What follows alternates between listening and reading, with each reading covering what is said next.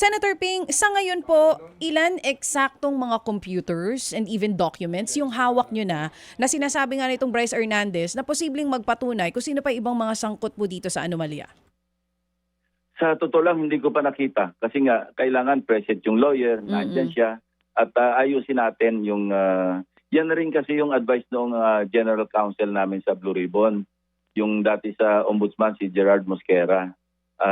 Mabuti nakapag-advise kagad nung nililikom yung mga dokumento, yung computer, nakapag-advise kagad siya na, Senator, baka kailangan yan, i-preserve natin yung chain of custody, importante yon. So, yun, mabuti rin talaga mayroong mga counsel na ganun na mas nakakaintindi kasi ang lawak ng experience niya. Galing Yes sa po. Ombudsman, siya yung nag-prosecute kaya na police eh.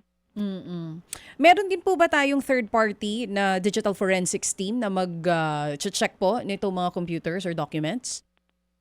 Meron ng NBI niyan saka yung PNP. So doon namin na ipapaubaya yung pagkakondak ng forensic examination. Oo. So, mga anong oras po today bubuksan itong mga dokumento at even yung computers or kung laptops kung meron man na sinasabi ni Bryce na mga posibleng ebidensya? Kung nakaset up ng lahat. Kasi alas 10, meron pa kaming meeting dalawa ni Senate President kay Secretary Remulla dito sa office ni Senate President. Kaya doon. Pero pinaubaya ko naman sa staff yung lahat ng gagawin patungkol dito sa mga nalikom na ebidensya. Nagkaroon lang kami ng konting problema kasi noong habang nandoon yung OSAA kasama si Bryce Hernandez, this was last Saturday, may mga dumating na si IDG agents doon.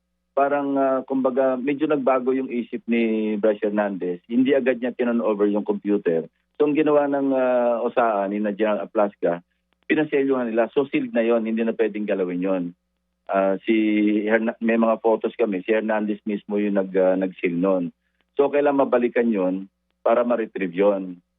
So yun ang konting glitch na nangyari. Hindi ko nga alam kung bakit may mga si IDG agents na nagpunta ron. Oo. So bigyan ko ng instruction si General Plasca. Hindi ko alam eh. Bakit po nasama yung CIDG doon? Hindi ko nga alam. Kasi talagang, sabihin natin operation ng Senado.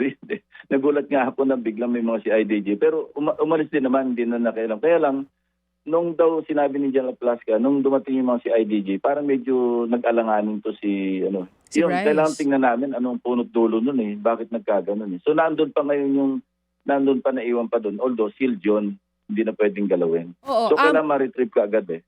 sa report po ninyo, pagdating po ng CIDG, yung mga tauhan natin from Senate, ano daw pong dahilan? Ba't daw po nandun sila? Sino rin na nagpadala sa kanila? Kung di naman po sila kasali?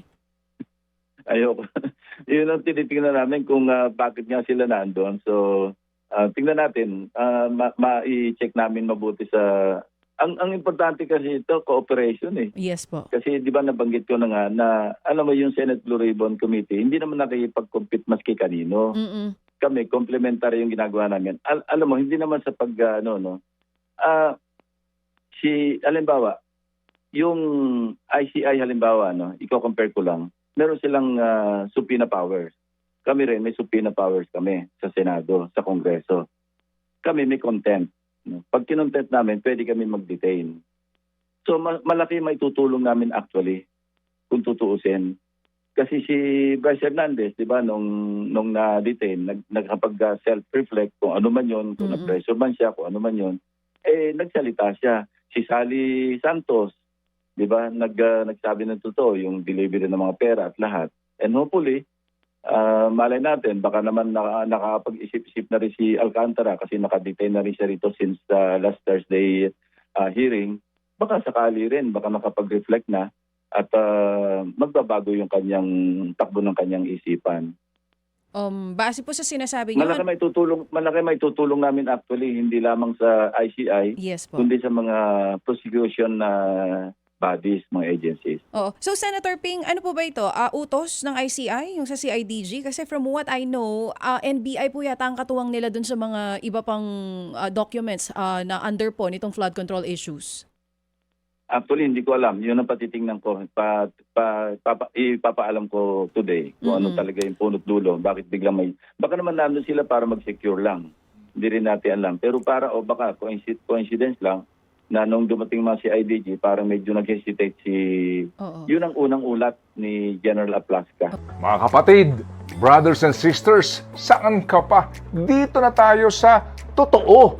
Dito na tayo sa True FM. Mga kapatid, mag-subscribe and follow po kayo sa social media accounts ng True Network PH. Yan po kami. Hanapin nyo lang True Network PH, Facebook, Instagram, YouTube, TikTok, and podcast.